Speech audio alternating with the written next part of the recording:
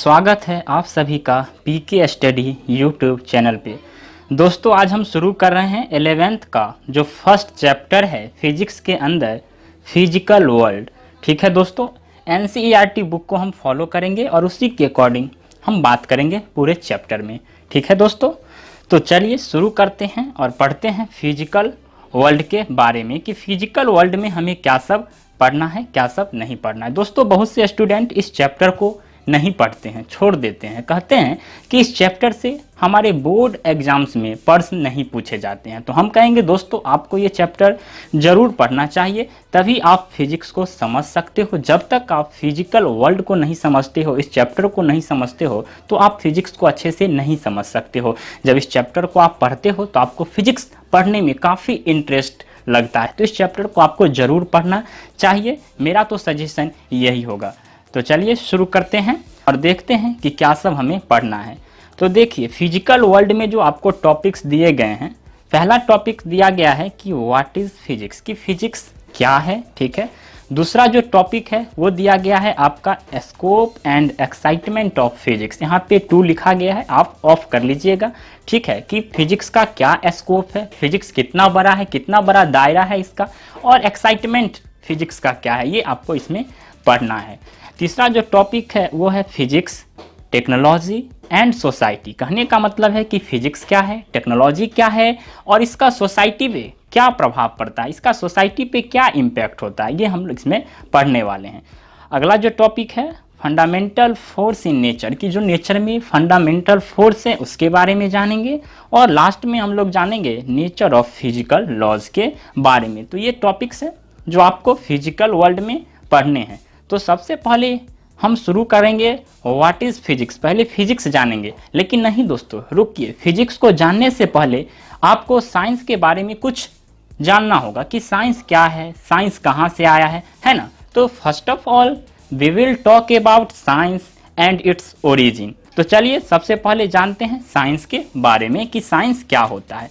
Science is a systematic understanding of natural phenomena in which it can be predicted, controlled and modified। कहने का मतलब है कि science क्या है, तो एक सिस्टमेटिक अंडरस्टैंडिंग है नेचुरल फिनोमेना, जो प्राकृतिक में घटना हो रही है उसका एक सिस्टमेटिक वे में जब हम अध्ययन करते हैं, नॉलेज प्राप्त करते हैं, तो उसी को साइंस बोलते हैं, विज्ञान बोलते हैं। वही लिखा गया है इन विच, यानी जिसमें इट कैन बी प्रेडिक्टेड, यानी जिसमें भविष्यवाणी की जा सकती है। कहने का मतलब है फ्यूचर को आप प्रेडिक्ट कर सकते हो।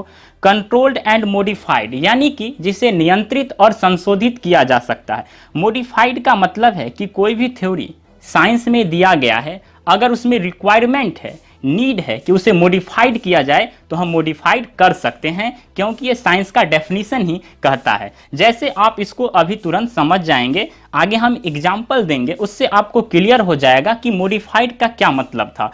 देखिए दोस्तों, साइंस के अंदर जो थ्योरी दिया जाता है या जो स्टेटमेंट दिया जाता है वो ज़रूरी नहीं है कि वो फाइनल हो। कोई भी थ्योरी साइंस के अंदर फाइनल नहीं माना जाता, उसमें रिक्वायरमेंट के आधार पे, ऑब्जर्वेशन के आधार पे हम उसमें बदलाव कर सकते हैं। तो वही लिखा गया है science does not have any final theory. कहने का क्या मतलब है कि साइंस के अंदर कोई भी थ्योरी अंतिम नहीं माना जाता है, वो क्या है, फ्लेक्सिबल है, उसमें हम बदलाव कर सकते हैं। तो इसीलिए लिखा गया है कि हम मॉडिफाइड कर सकते हैं। ठीक है, यानी उसे संशोधित कर सकते हैं अगर रिक्वायरमेंट हो। ठीक है, तब तो वही लिखा गया है कि साइंस इज ऑल्सो नहीं लिखिएगा यहाँ पे, आप लिखिएगा एवर। ठीक है, साइंस इज एवर डायनेमिक, मतलब क्या कि साइंस क्या है, हमेशा गतिशील है, यानी उसमें परिवर्तन हो सकता है। राइट, दैट इज वही लिखा गया है science is based on observation, क्योंकि साइंस जो है बेस्ड है किस पे, ऑब्जर्वेशन पे, इसलिए साइंस में क्या हो सकता है, बदलाव हो सकता है। तो इस चीज को आप समझ गए होंगे कि हम लोग साइंस के अंदर क्या करते हैं, कंट्रोल्ड एंड मॉडिफाइड करते हैं, है ना। यानी हम मॉडिफाइड कर सकते हैं, उसमें परिवर्तन कर सकते हैं, उसे संशोधित कर सकते हैं, कोई भी स्टेटमेंट दिया गया है। तो इसको एग्जाम्पल से आप समझते हैं कि साइंस के अंदर जो थ्योरी है उसमें आप बदलाव करते हो। तो आप कहोगे कहाँ हम बदलाव करते हैं, हमने तो कभी नहीं देखा। तो इस चीज़ को अभी आप तुरंत देख लोगे। देखिए एग्जाम्पल हम आपके सामने रख रहे हैं 2। पहला एग्जाम्पल है हमारा कि हम लोग जानते थे पहले ना कि अर्थ जो है वो क्या है, फ्लैट है, लेकिन आज के दिन में आप क्या जानते हो कि अर्थ जो है वो स्फेरिकल है, राइट। कहने का मतलब है कि we knew that earth is flat. हम लोग जानते थे अर्थ कैसा है, फ्लैट है, बट टुडे डेज, आज के दिनों में, वी नो दैट, हम जानते हैं अर्थ इज स्फेरिकल, राइट। जानते हो अर्थ क्या है, स्फेरिकल है। तो देख रहे हो थ्योरी क्या हुआ, चेंज हो गया। तो इसीलिए बोला गया कि साइंस के अंदर कोई भी थ्योरी जरूरी नहीं हो कि वो फाइनल हो, है ना। कहने का मतलब है कि science does not have any final theory, अंतिम नहीं माना जाता है, उसमें बदलाव हो सकता है। साइंस इज एवर डायनेमिक, ठीक। इस चीज को आप समझ रहे हो, क्योंकि ये ऑब्जर्वेशन पे बेस्ड है। तो अभी हमें लगा कि अब जो अर्थ है वो क्या है, फ्लैट नहीं है, बल्कि क्या है, स्फेरिकल है, यानी ऑब्जर्व किया गया साइंटिस्ट के द्वारा, तो उन्होंने क्या कहा, अब स्फेरिकल है। दूसरा एक और एग्जांपल आप समझिए, हम लोग जानते थे ना पहले कि प्लूटो एक क्या है, प्लेनेट है, ग्रह है, बट आज के दिन में क्या जानते हो कि प्लूटो जो है वो ग्रह नहीं है, उसको प्लेनेट के श्रेणी से हटा दिया गया है। तो यही चीज तो हम समझा रहे हैं आपको कि साइंस के अंदर कोई भी थ्योरी फाइनल नहीं होता है। साइंस इज एवर डायनेमिक, यानी परिवर्तनशील है, कहने का मतलब उसे बदल सकते हैं। Science is based on observation, क्योंकि साइंस किस पे बेस्ड है, ऑब्जर्वेशन पे बेस्ड है। तो यहाँ पे वही लिखा गया है कि we knew that Pluto is a planet, but today days we know that Pluto is not a planet, यानी जो प्लूटो है वो प्लेनेट नहीं है अब, ठीक है। तो इस चीज को आप समझ गए होंगे, अच्छे से समझ गए कि साइंस के अंदर कोई भी थ्योरी फाइनल नहीं होता है, ठीक है। साइंस इज एवर डायनेमिक, ठीक है। Science is based on observation, कि साइंस बेस्ड है ऑब्जर्वेशन पे, इस चीज को आप समझ गए होंगे। अब देखते हैं कि साइंस जो है, साइंस तो हम लोग पढ़ लिए कि क्या है, साइंस में हम लोग क्या क्या पढ़ते हैं, साइंस का डेफिनेशन भी जान लिए, ठीक है। लेकिन साइंस जो है ये आया कहाँ से, है ना, इसका ओरिजिन कैसे हुआ है ये भी देख लेते हैं। तो देखिए दोस्तों, ये जो साइंस शब्द है, ये जो साइंस वर्ड है, ये आया है आपका कहाँ से, साइंटिया से आया है, जिसका क्या मीनिंग होता है, टू नो, यानी किसी भी चीज के बारे में जानना, ठीक है। टू नो का मतलब क्या, जानना, यानी किसी भी चीज के बारे में अगर आप जानते हो तो वो क्या है, साइंस है। इसका एक और दूसरा मीनिंग भी होता है साइंटिया का, नॉलेज, यानी आप नॉलेज भी कह सकते हो, यानी किसी भी चीज के बारे में ज्ञान प्राप्त करना ही क्या है, साइंस है। तो ये जो साइंटिया है ये एक लैटिन वर्ड है, ठीक है, जिसका मीनिंग टू नो होता है। तो साइंस का मतलब क्या होगा, टू नो, अर्थात किसी भी चीज के बारे में जानना ही क्या है, साइंस है। तो वही लिखा गया है कि the word science comes from the Latin word scientia, which means to know, that is knowledge, यानी ज्ञान प्राप्त करना, किसी भी चीज के बारे में ज्ञान प्राप्त करना ही क्या है, साइंस है। तो यहां से अगर आप कहोगे इसका डेफिनेशन, अगर सिंपल वर्ड में कहना चाहते हो कि साइंस क्या है, यदि आपसे कोई पूछे कि साइंस क्या है और आप उसे बताना चाहते हो बहुत ही शॉर्ट फॉर्म में, तो आप क्या बोलोगे, to know about anything with the systematic way is called science. कहने का मतलब है कि किसी भी चीज के बारे में जानना विद द सिस्टमेटिक वे, यानी एक क्रमबद्ध तरीके से, एक सिस्टमेटिक मैनर में, वही क्या है, साइंस है, ठीक है। तो समझ गए होंगे साइंस क्या है। अब देखिए फिजिक्स क्या है ये जानते हैं, और इसका ओरिजिन कैसे हुआ है, फिजिक्स कहाँ से आया, ठीक है। जैसे साइंस के बारे में जाने हैं, ठीक उसी तरीके से फिजिक्स के बारे में भी जानेंगे, यही पढ़ना भी था फिजिकल वर्ल्ड में। तो देखिए सबसे पहले फिजिक्स के बारे में जानते हैं। तो फिजिक्स क्या है, physics is the branch of natural science.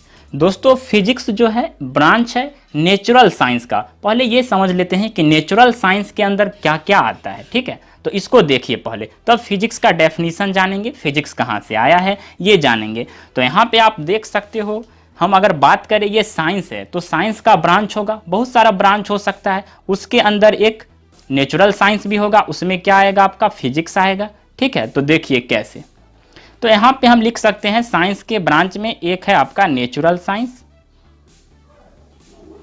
ठीक है, ये हो गया नेचुरल साइंस। दूसरा हो जाएगा आपका एस्ट्रोलॉजी, ये हो गया एस्ट्रोलॉजी। यहाँ पे आप लिख सकते हो मैथ्स, ये भी क्या है, साइंस का ही ब्रांच है।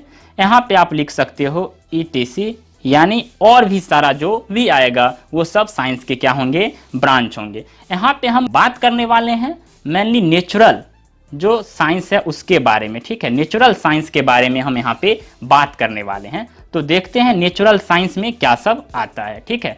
तो यहाँ पे देखिए आप लिख सकते हो, ये है आपका नेचुरल साइंस, ठीक है, ये हो गया नेचुरल साइंस। इसमें आपका क्या आएगा, एक तो पहला आएगा आपका फिजिक्स, दूसरा आपका आएगा इसमें केमिस्ट्री, और तीसरा जो आएगा वो आएगा आपका बायो। ये तीन जो है क्या है, आपका नेचुरल साइंस का ब्रांच है, जिसमें से हमें क्या पढ़ना है, फिजिक्स पढ़ना है, ठीक है। तो इस चीज़ को आप समझ गए होंगे। साइंस के अंदर क्या आया, नेचुरल साइंस, ठीक है। साइंस के अंदर हमने डिवाइड किया, तो जो ब्रांच है वो नेचुरल साइंस है, एस्ट्रोलॉजी है, मैथ्स है, ईटीसी और भी होंगे। लेकिन नेचुरल साइंस के अंदर क्या सब आया आपका ब्रांच, फिजिक्स आया, केमिस्ट्री आया, बायो। लेकिन अभी हमें क्या पढ़ना है, सिर्फ फिजिक्स, ओनली फिजिक्स। तो देखिए दोस्तों, यहाँ से अब जानते हैं फिजिक्स के बारे में, डिटेल से पढ़ेंगे कि फिजिक्स क्या है, फिजिक्स कहाँ से आया, नहीं आया। इससे पहले हम लोग जान चुके हैं कि फिजिक्स क्या है, तो ब्रांच है नेचुरल साइंस का, ठीक है। अब यहाँ पे देखिए, physics is the fundamental science. Physics कैसा साइंस है, फंडामेंटल साइंस है, which help us the explain basic laws of nature. यानी नेचर के जो भी बेसिक लॉज हैं उसको हम लोग क्या करेंगे, एक्सप्लेन कर सकते हैं फिजिक्स के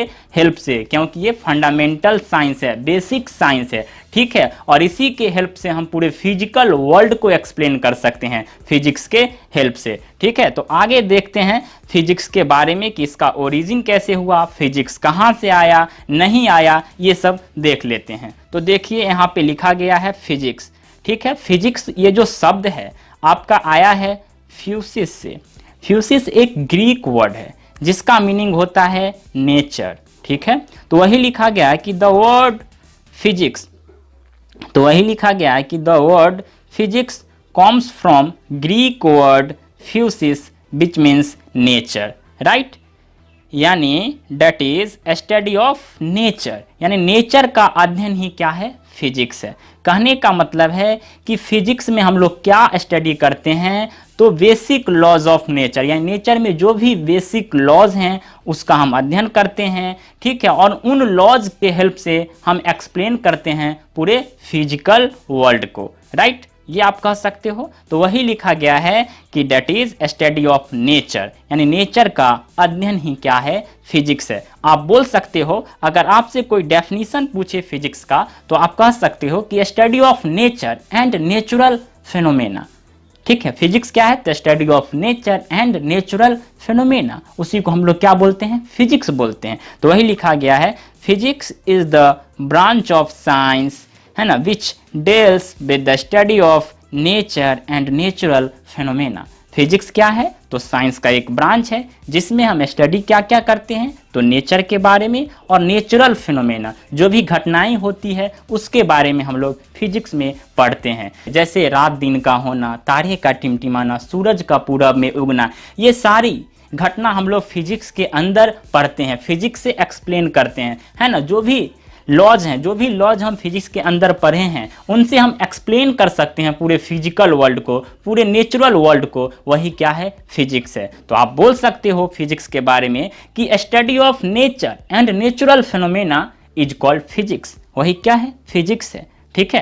तो इस चीज को आप समझ रहे होंगे। हम यहाँ से बोल सकते हैं, ठीक है, जो फिजिसिस्ट थे, try to discover the rules that are operating in nature on the basis of observation, experimentation and analysis. Physics deals with certain basic rules, laws governing the natural world, physical world. कहने का मतलब है कि physics में हम लोग, है ना, सर्टेन बेसिक रूल्स और लॉज को पढ़ते हैं और उसके हेल्प से, है ना, हम कंट्रोल करते हैं पूरे नेचुरल वर्ल्ड को, पूरे फिजिकल वर्ल्ड को, है ना, वही क्या है, फिजिक्स है। इसलिए दोस्तों कहा जाता है कि जो फिजिक्स है वो साइंस का क्या है, किंग है, ठीक है। और जो मैथ्स है वो क्या है, साइंस का क्वीन है, ठीक है। तो इस चीज को आप समझ सकते हो। मैथ को बोल सकते हो आप कैलकुलेशन ऑफ साइंस। तो इस चीज को आप समझ रहे हो।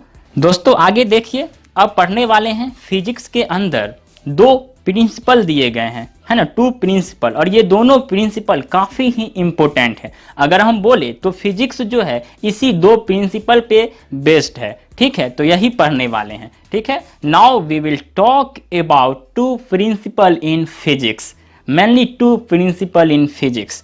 One is unification, second is reduction.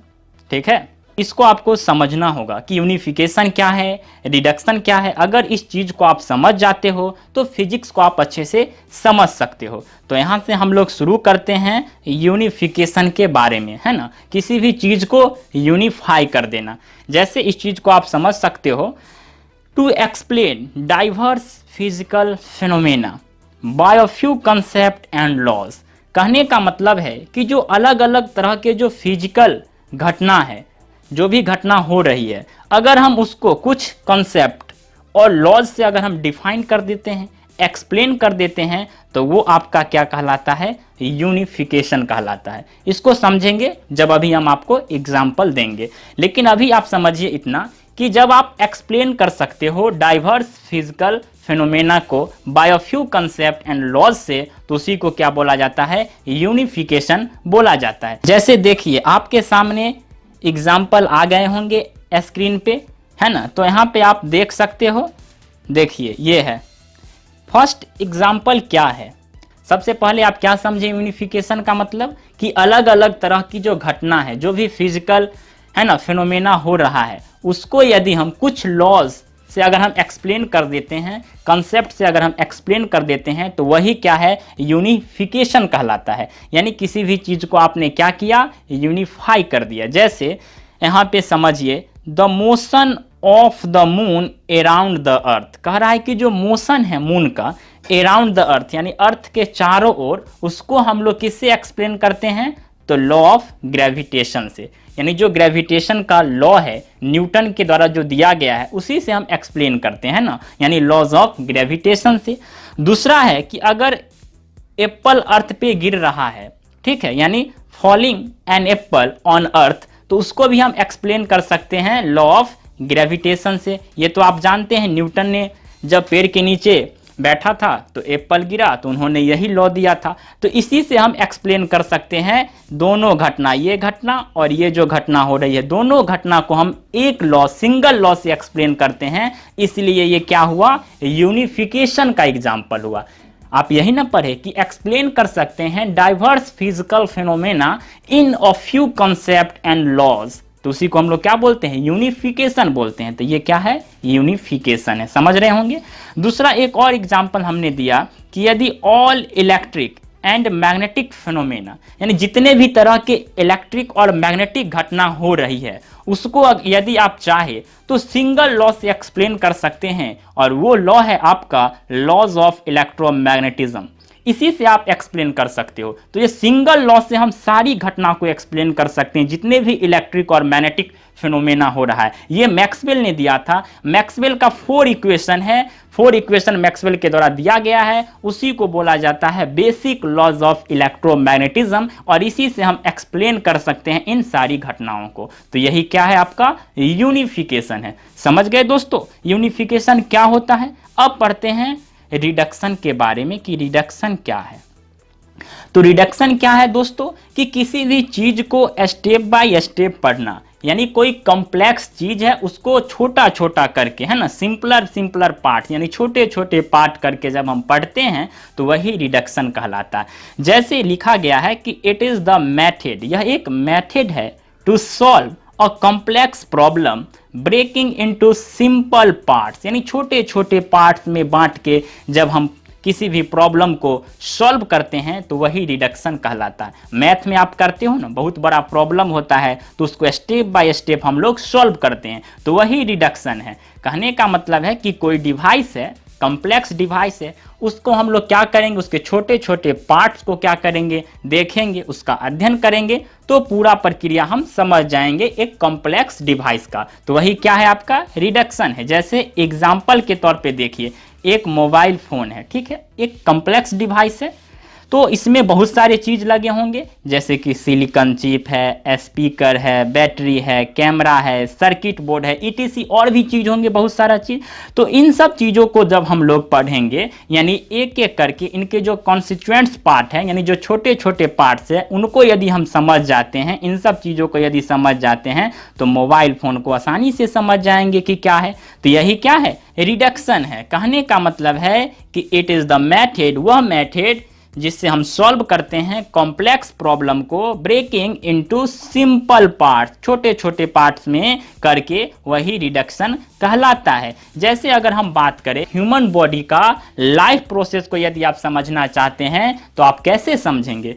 तो आपको समझना होगा एक एक चीज को कि ह्यूमन बॉडी के लाइफ प्रोसेस में क्या सब होता है ना। तो स्टेप बाय स्टेप जब आप स्टडी करेंगे तो पूरे लाइफ प्रोसेस को समझ जाएंगे, एक ह्यूमन बॉडी का लाइफ प्रोसेस यानी कैसे वर्क करता है। तो उसमें आपको समझना होगा कि मूवमेंट क्या है, एक मूवमेंट अलग पार्ट हो गया, ग्रो कैसे करता है ह्यूमन, है ना, ये समझना होगा, रिस्पायरेशन कैसे होता है, रिप्रोडक्शन कैसे होता है, न्यूट्रिशन कैसे करता है, एक्सक्रीशन कैसे करता है। कहने का मतलब बहुत सारा जो पार्ट्स है, यानी जो कॉन्स्टिट्यूएंट्स पार्ट है, छोटे छोटे पार्ट्स हैं, यदि आप उनको समझ जाते हैं तो पूरे ह्यूमन के लाइफ प्रोसेस को आप समझ सकते हो। तो वही मैं आपको समझा रहा हूँ रिडक्शन के बारे में। तो आप रिडक्शन समझ गए होंगे, है ना। इसका फायदा भी है रिडक्शन का कि आप जब छोटे छोटे पार्ट्स को आप समझते हो, यहाँ पे इन सब पार्ट्स को आप समझते हो, तो आप एक मोबाइल फ़ोन को समझ सकते हो कि मोबाइल फ़ोन कैसे वर्क करता है। तो आप कभी चाहोगे तो इन सब चीज़ को मिलाकर एक दूसरा भी डिवाइस तो बना सकते हो फ्यूचर में।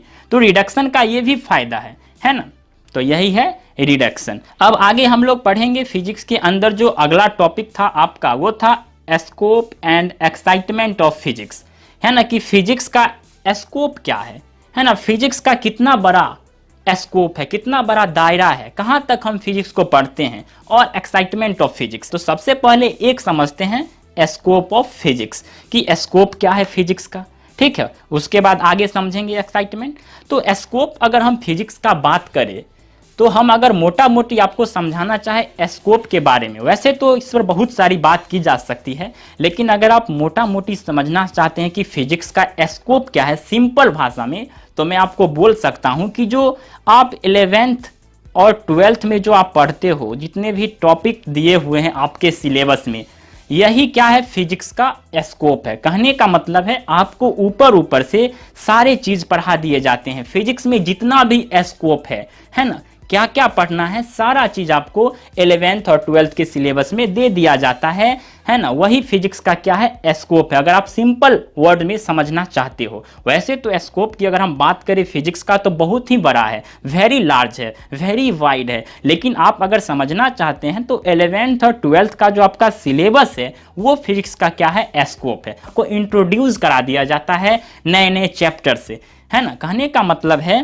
कि आगे चलकर वही एक क्या होता है टॉपिक्स ब्रांच बन जाता है ना, जब आगे आप फिजिक्स को पढ़ोगे। तो फिजिक्स का स्कोप यही है। अगर आप समझना चाहते हो स्कोप ऑफ फिजिक्स को अच्छे तरीके से, तो यहाँ पे देखिए मैंने लिखा है कि the scope of physics is very wide in which covers a tremendous range of magnitude of physical quantities like length, mass, time, etc। कहने का मतलब है कि फिजिक्स के अंदर जो लेंथ है उसको अगर हम अध्ययन करते हैं, स्टडी करते हैं फिजिक्स में, तो काफी लार्ज से लार्ज और काफी स्मॉल से स्मॉल स्केल पर अध्ययन करते हैं। मास में भी यही है, काफी लार्ज से लार्ज मास को हम लोग पढ़ते हैं। जैसे यूनिवर्स में हम लोग पढ़ते हैं ना, जो भी ऑब्जेक्ट है यूनिवर्स में उसको भी हम लोग पढ़ते हैं, और लार्ज से लार्ज स्केल पे हम अध्ययन करते हैं। और कहेंगे अगर हम तो लो से लो यानी माइनस में, एकदम निगेटिव में चले जाते हैं, उसमें भी हम लोग फिजिक्स लगाते हैं। टाइम की अगर हम बात करें तो काफ़ी लार्ज स्केल पर हम टाइम के बारे में फिजिक्स के अंदर पढ़ते हैं, और काफ़ी लो माइनस में भी हम लोग अध्ययन करते हैं फिजिक्स के अंदर। आपके स्क्रीन पे दिख रहे होंगे इन मैग्नीट्यूड के बारे में कि कहाँ से कहाँ तक हम लोग अध्ययन कर सकते हैं। जैसे लेंथ की अगर हम बात करें, यहाँ पे अगर फर्स्ट हम लेंथ को ही ले और उसको कंसीडर करें तो आपके स्क्रीन पे दिख रहे होंगे कि लेंथ को हम लोग कहाँ से कहाँ तक पढ़ सकते हैं ना, पॉजिटिव में कहाँ तक और निगेटिव में कहाँ तक हम लोग जा सकते हैं। कहने का मतलब है कि अगर हम हाईएस्ट बात करें, हाईएस्ट लेवल पे, तो हम लेंथ को कहाँ तक मेजर करते हैं फिजिक्स में, और अगर हम लोएस्ट बात करें तो कहाँ तक आपके स्क्रीन पे दिख रहे होंगे, आप वहाँ देख सकते हो। और एनसीईआरटी की बुक में भी दिया हुआ है लेंथ, मास और टाइम के बारे में, आप वो भी पढ़ सकते हो कि कहाँ तक, कहाँ से कहाँ तक हम लोग अध्ययन करते हैं फिजिक्स के अंदर। मास में भी वही बात है, आप देख सकते हो कि हाईएस्ट से हाईएस्ट कितना रेंज तक हम मास को पढ़ सकते हैं, और लोएस्ट से लोएस्ट माइनस में हम लोग कहाँ तक अध्ययन करते हैं। टाइम में भी वही दिया हुआ है कि पॉजिटिव में हम लोग टाइम को लार्ज स्केल पे कहाँ से कहाँ तक पढ़ सकते हैं, और माइनस में अगर हम बात करें लोएस्ट लेवल पे तो हम लोग टाइम को कहाँ तक स्टडी करते हैं स्कोप ऑफ फिजिक्स के अंदर। तो वो आप देख सकते हो, ठीक है। तो देखिए यहाँ पे समझते हैं स्कोप ऑफ फिजिक्स। मैंने आपको बताया वैसे 11th और 12th का जो आपका सिलेबस है वही फिजिक्स का स्कोप है, लेकिन आप अच्छे से समझना चाहते हैं तो यहाँ पे आप देखिए, यदि हम बांटना चाहते हैं स्कोप के बेस्ड पे फिजिक्स को तो दो टाइप्स में हम लोग बांट सकते हैं। फर्स्ट होगा आपका क्लासिकल फिजिक्स और दूसरा होगा आपका मॉडर्न फिजिक्स। यही दोनों फिजिक्स क्या है, स्कोप है फिजिक्स का, ठीक है। अगर हम ब्रॉडली डिवाइड करेंगे तो एक क्लासिकल फिजिक्स होगा और दूसरा मॉडर्न फिजिक्स होगा। इसी फिजिक्स में सारे फिजिक्स आपके आ जाएंगे, वही क्या होगा, फिजिक्स का स्कोप होगा। इसी में हम इंक्लूड कर सकते हैं जो फिजिक्स के ब्रांच है उनको, ठीक है। तो देखिए दोस्तों, अगर हम बात करते हैं फिजिक्स के अंदर जो स्कोप ऑफ फिजिक्स है तो दो तरीके का होता है। एक तो आपने अभी देखा, एक है क्लासिकल फिजिक्स और दूसरा है मॉडर्न फिजिक्स। यही क्या है, फिजिक्स का स्कोप है। क्लासिकल फिजिक्स में हम लोग बड़े बड़े चीज के बारे में बात करते हैं, तो वही लिखा गया है कि स्टडी ऑफ मैक्रोस्कोपिक फिनोमेना, यानी जिसमें हम लोग मैक्रोस्कोपिक फिनोमेना के बारे में पढ़ते हैं, बड़े बड़े चीज के बारे में पढ़ते हैं, वो आपका क्लासिकल फिजिक्स होगा, ठीक है। तो उसमें क्या सब होगा, उसमें किस किस ब्रांच को हम लोग इंक्लूड करते हैं फिजिक्स के, तो मैकेनिक्स हो गया आपका, इलेक्ट्रोडायनामिक्स हो गया, ऑप्टिक्स हो गया और थर्मोडायनामिक्स, ईटीसी और भी ब्रांच आएंगे। तो ये सब जो ब्रांच है वो क्लासिकल फिजिक्स है ना। ये जो है आपका क्लासिकल फिजिक्स है, इसमें हम लोग क्या पढ़ते हैं, तो study of macroscopic phenomena. Like जैसे यहाँ पे आप देख सकते हैं एस्ट्रोनॉमिकल स्टडीज करेंगे। उसके बाद अगर हम बात करते हैं तो टेरेस्ट्रियल जो ऑब्जेक्ट है उसके बारे में पढ़ेंगे, लेबोरेटरी ईटीसी के बारे में हम लोग पढ़ते हैं। इसमें जो मैक्रोस्कोपिक फिनोमेना है उनमें हम लोग इन सब चीज़ों को स्टडी करते हैं। अब यहाँ पे देखिए जो मॉडर्न फिजिक्स है ये भी फिजिक्स का स्कोप है। इसमें हम लोग स्टडी क्या करते हैं, तो माइक्रोस्कोपिक फिनोमेना, यानी जो माइक्रो लेवल पर चीज़ है, यानी जो छोटी छोटी चीज़ है उसको हम लोग पढ़ते हैं मॉडर्न फिजिक्स में। ये स्कोप है फिजिक्स का दूसरा, जिसमें आपका आएगा क्वांटम, न्यूक्लियर फिजिक्स और एटॉमिक फिजिक्स। ये सब ब्रांच हम इसमें इंक्लूड कर सकते हैं। अब यहाँ पे देखिए ईटीसी और भी ब्रांच होंगे, ठीक है। माइक्रोस्कोपिक फिनोमेना है उसमें हम लोग पढ़ते हैं क्या सब, तो लाइक एटम्स है ना, न्यूक्लियस है ना, न्यूक्लियर ईटीसी। न्यूक्लियस में आप लोग क्या सब पढ़ोगे, इलेक्ट्रॉन्स, प्रोटॉन्स है ना, इन सब चीज़ों के बारे में हम लोग पढ़ते हैं। यानी जो छोटी छोटी चीज़ है वो हम लोग किसमें पढ़ेंगे, मॉडर्न फिजिक्स में। आप समझ गए अब फिजिक्स का स्कोप क्या है। अब अगर हम बात करते हैं तो एक और यहाँ पे निकल के आया फिजिक्स का स्कोप, एक नया जो रिसेंटली अभी आया है ना, जो आप एनसीईआरटी बुक में देख सकते हो। ये जो नया स्कोप है फिजिक्स का वो क्या है, जैसे यहाँ पे आप देखिए नोट में हम लिख दिए हैं, इस चीज को हमने नोट करके लिखा है कि न्यू स्कोप ऑफ फिजिक्स है ना, फिजिक्स का एक नया स्कोप आया है बिटवीन है ना मैक्रोस्कोपिक एंड माइक्रोस्कोपिक, यानी जो बड़ी बड़ी चीज है और जो छोटी छोटी चीज है, इन दोनों के बीच में जो एक नया स्कोप आया है सो कॉल्ड मीजोस्कोपिक फिजिक्स। उसको हम लोग क्या बोलते हैं, मीजोस्कोपिक फिजिक्स। और इसमें हम लोग क्या पढ़ते हैं, तो वही लिखा गया है कि dealing with a few tens और हंड्रेड्स ऑफ एटम्स, ठीक है। इन सब चीजों को हम लोग स्टडी करते हैं, यानी जो ग्रुप्स में एटम्स होते हैं उन सब चीजों को हम लोग पढ़ते हैं मीजोस्कोपिक फिजिक्स में। तो समझ गए मीजोस्कोपिक फिजिक्स क्या है। ये भी एक क्या है, रिसेंटली नया नया क्या है, फिजिक्स का स्कोप है जो इसके और इसके बीच में से निकल के आया है, जिसमें हम लोग ये पढ़ते हैं फ्यू टेंस और हंड्रेड्स ऑफ एटम्स के बारे में हम लोग स्टडी करते हैं, राइट। जो अगला टॉपिक है आपका वो काफ़ी इंटरेस्टिंग टॉपिक है, वो है आपका फिजिक्स टेक्नोलॉजी एंड सोसाइटी। ये क्या है दोस्तों? फिजिक्स टेक्नोलॉजी के बीच में भी एक रिलेशन है और उसका हमारे सोसाइटी पे बहुत ही अच्छा इम्पैक्ट है। कहने का मतलब है कि हमें जब किसी नई टेक्नोलॉजी की ज़रूरत होती है तो हम फिजिक्स पढ़ते हैं और नए नए चीज़ का इन्वेंशन करते हैं। तो यही हम लोग यहाँ पे समझेंगे, इसको अच्छे से समझिएगा क्या होता है। देखिए फिजिक्स जो है वो जनरेट्स करता है न्यू टेक्नोलॉजी, है ना। फिजिक्स जब हम पढ़ेंगे तो वहाँ से एक नया टेक्नोलॉजी निकल के आएगा, है ना। वहाँ से एक नया टेक्नोलॉजी, एक नया इन्वेंशन आएगा। बट समटाइम्स, लेकिन कभी कभी क्या होता है, जो टेक्नोलॉजी है वो भी क्या करता है, gives rise to new physics, एक नया फिजिक्स का जन्म देता है। एक ये कैसे, इसको समझेंगे, ठीक है। पहले तो हम लोग सिर्फ इतना जाने अभी कि फिजिक्स जनरेट कर सकता है न्यू टेक्नोलॉजी और टेक्नोलॉजी भी जनरेट करता है न्यू फिजिक्स, लेकिन कैसे करता है इसको समझिए यहाँ पे। तो देखिए दोस्तों, इन सब चीज़ों को एक एग्जाम्पल से समझते हैं कि फिजिक्स कैसे जनरेट कर देता है न्यू टेक्नोलॉजी और टेक्नोलॉजी कैसे जनरेट करता है न्यू फिजिक्स, है ना। इन दोनों चीज़ों को अभी एग्जाम्पल से समझते हैं तो आपको समझ में आ जाएगा। फिजिक्स और टेक्नोलॉजी के बीच का जो रिलेशन है काफ़ी, हम कह सकते हैं वाइस वर्सा है ना। इस दोनों के बीच का जो रिलेशन है, जैसे यहाँ पे आप समझ सकते हो इस चीज़ को। यहाँ पे लिखा गया है कि न्यू फिजिक्स और यहाँ पे लिखा गया है न्यू टेक्नोलॉजी, ठीक है। यहाँ पे एक एग्जाम्पल हम दे रहे हैं, आप कैसे समझोगे टेक्नोलॉजी और फिजिक्स को। जैसे अगर हम बात करते हैं कि जो इलेक्ट्रोमैग्नेटिक वेव है, ठीक है, इलेक्ट्रोमैग्नेटिक वेव का जब खोज हुआ तो एक नया टेक्नोलॉजी आया। यानी जब हम फिजिक्स में क्या किए, पढ़े, इलेक्ट्रोमैग्नेटिक वेव पढ़े, तो वहाँ से एक नया टेक्नोलॉजी क्या आया, वायरलेस कम्युनिकेशन सिस्टम आया। जो आज मोबाइल फ़ोन आप देख रहे हो, है ना, वो कैसा है, वायरलेस कम्युनिकेशन सिस्टम है। पहले जो था वो वायरलेस नहीं था। तो हमने यहाँ पे क्या किया, एक न्यू फिजिक्स यानी एक नया फिजिक्स, जब हम फिजिक्स पढ़े, है ना, इलेक्ट्रोमैग्नेटिक वेव के बारे में जब फिजिक्स में पता चला तो वहाँ से एक नया टेक्नोलॉजी बना, है ना। तो फिजिक्स ने यहाँ पे जनरेट किया एक न्यू टेक्नोलॉजी। देख रहे हैं, वायरलेस कम्युनिकेशन सिस्टम से क्या हुआ, मोबाइल फोन बना, ठीक है। तो फिजिक्स जनरेट किया न्यू टेक्नोलॉजी। दूसरा आप देख सकते हो कि ओल्ड टेक्नोलॉजी हमारे पास है। तो आप यहाँ पे देखिए, स्टीम इंजन पहले था हमारे सोसाइटी में, ठीक है। पहले स्टीम इंजन था, हम लोग यूज करते थे। ये ओल्ड टेक्नोलॉजी था, पुराना टेक्नोलॉजी था। यहाँ पे क्या हुआ, सोसाइटी को जरूरी था एक बहुत अच्छा टेक्नोलॉजी। स्टीम इंजन उतना अच्छा से काम नहीं करता था, एफिशिएंसी थी वो कम थी। तो सोसाइटी में क्या था, एक अच्छा सा इंजन की ज़रूरत थी, रिक्वायरमेंट था। इसलिए हम लोग क्या कर रहे थे, इसमें इम्प्रूवमेंट करना चाह रहे थे।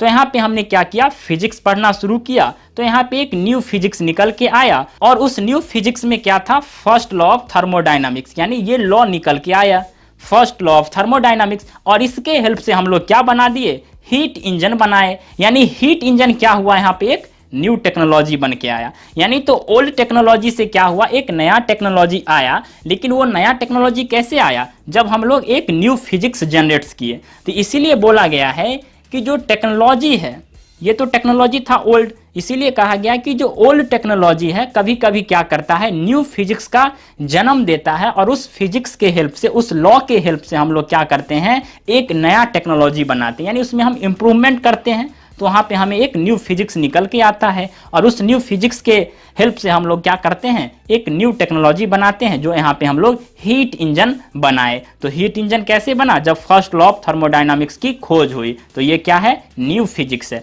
तो इसीलिए हम बोल सकते हैं कि ओल्ड टेक्नोलॉजी क्या करता है, तो gives rise to new physics. ये न्यू फिजिक्स दिया, फर्स्ट लॉ ऑफ थर्मोडायनामिक्स। तो इस चीज को आप समझ गए। और वही चीज यहाँ पे था कि जो इलेक्ट्रोमैग्नेटिक वेव का जब खोज हुआ, जब हम लोग फिजिक्स में पढ़े, तो एक न्यू टेक्नोलॉजी निकल के आया, वायरलेस कम्युनिकेशन सिस्टम, है ना। एक नया टेक्नोलॉजी हम लोग बनाए, क्योंकि हमें इलेक्ट्रोमैग्नेटिक वेव के बारे में पता था।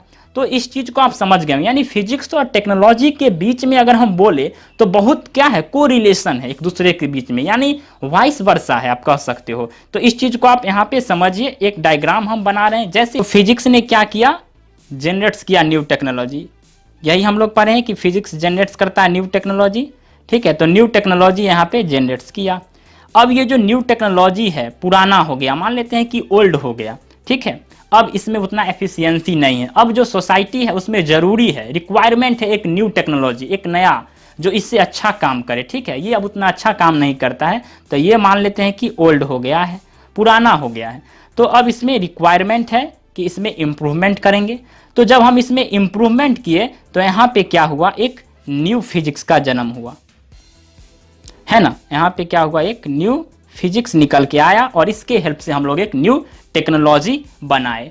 तो सेम वही एग्जाम्पल आप यहाँ पे रख सकते हो। जैसे कि हम बात करते हैं कि यहाँ पे स्टीम इंजन था, ठीक है। पहले फिजिक्स हम लोग पढ़े होंगे तो उस टाइम के लिए एक नया टेक्नोलॉजी था स्टीम इंजन, ठीक है। स्टीम इंजन अब काम करना क्या किया, उतना अच्छे से काम नहीं करता, उसका एफिशिएंसी कम हो गया। तो सोसाइटी में क्या था, एक न्यू टेक्नोलॉजी का ज़रूरत था, तो वो ओल्ड हो गया। अब उस ओल्ड टेक्नोलॉजी में हम लोग क्या किए, यानी स्टीम इंजन है यहाँ पे, इसमें रिक्वायरमेंट था कि इसे इम्प्रूवमेंट किया जाए, तो इसमें इम्प्रूवमेंट किया गया स्टीम इंजन में। तो एक न्यू फिजिक्स निकल के आया, फर्स्ट लॉ ऑफ थर्मोडाइनामिक्स यहाँ पे, ठीक है। और उसके हेल्प से हम लोग क्या किए, हम लोग बना दिए आपका ये हीट इंजन। तो यही चीज़ है जो आप यहाँ पे देख रहे हो। तो ये समझ गए होंगे। जैसे यहाँ पे भी आप देख लिए कि फिजिक्स क्या करता है, जनरेट्स करता है न्यू टेक्नोलॉजी। तो यहाँ पे न्यू टेक्नोलॉजी जनरेट्स किया फिजिक्स, यहाँ पे इलेक्ट्रोमैग्नेटिक वेव का जब खोज हुआ तो यहाँ पे नया टेक्नोलॉजी आया। और दूसरा आपने कहा कि टेक्नोलॉजी भी क्या करता है, कभी कभी न्यू फिजिक्स का जन्म देता है। तो जैसे आप यहाँ पे देख सकते हो, स्टीम इंजन था, इसमें रिक्वायरमेंट था, इसमें इम्प्रूवमेंट किया गया, तो एक न्यू फिजिक्स निकल के आया। वो new physics first law of thermodynamics है, जिसके हेल्प से हम लोग हीट इंजन यहाँ पे बनाए। तो इस चीज़ को आप समझ गए होंगे। आगे आपका जो टॉपिक था वो पढ़ना था आपको फंडामेंटल फोर्स इन नेचर, कि हमारे नेचर में फंडामेंटल फोर्स है ना। तो ये फंडामेंटल फोर्स क्या है, इसके बारे में जान लीजिए। तो there are mainly 4 types of forces in nature. हमारे नेचर में 4 तरह के फंडामेंटल फोर्स हैं, जिसमें फर्स्ट है आपका ग्रेविटेशनल फोर्स, आप जानते होंगे, इलेक्ट्रोमैग्नेटिक फोर्स, दूसरा है आपका स्ट्रॉन्ग न्यूक्लियर फोर्स, और चौथा है आपका वीक न्यूक्लियर फोर्स। तो दोस्तों फिलहाल अभी इतना ही जानिए कि हमारे नेचर में ये 4 फोर्स होते हैं। यही फोर्स क्या है, फंडामेंटल फोर्स है, यहीं से सारे फोर्स निकले हुए हैं, ठीक है। तो ये चीज़ आप याद रखिएगा। और अभी हम इस वीडियो को यहीं पे अंत करते हैं। ये वीडियो आपको कैसा लगा ज़रूर कमेंट में बताइएगा, ठीक है। और हो सके तो इस वीडियो को लाइक करें और चैनल को भी सब्सक्राइब करें इसी तरह के वीडियो देखने के लिए। और अधिक से अधिक अपने साथियों के साथ इस वीडियो को शेयर करें, ताकि हमारा मोटिवेशन बना रहे और हम आपके लिए वीडियो रेगुलर अपलोड करते रहे। तो फिलहाल के लिए इतना ही, चलते हैं, बाय बाय।